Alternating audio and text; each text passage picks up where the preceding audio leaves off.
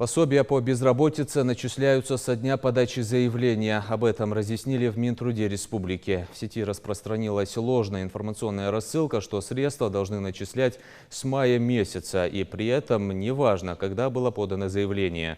В постановлении правительства России четко прописаны правила оформления и выплат по безработице. Так, в течение 11 дней необходимо рассмотреть обращение заявителя, обработать его и дать ответ. Ему предлагают варианты по трудоустройству или выплачивают пособие. Потому никакой перерасчет производиться не должен. На сегодняшний день в отделы соцзащиты по региону подано около 41 тысяч заявлений, признанных безработных 38 тысяч. Пособие по безработице начисляется после того, как человек подал через портал госуслуги заявление как ищущий работу.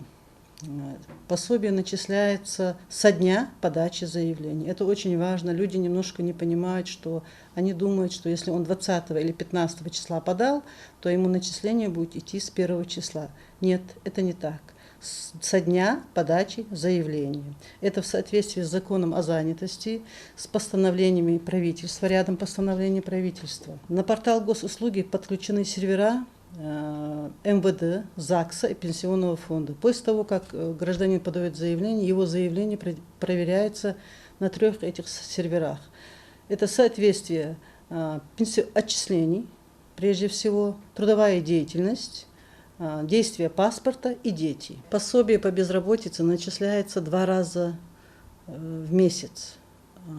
Это значит, что это пособие 4500 людям приходит в 2 периода. Если человек встал 25 числа, соответственно, до конца месяца ему придет только за 5 дней пособие. Я знаю, очень много людей возмущаются этим, не понимают, но это закон.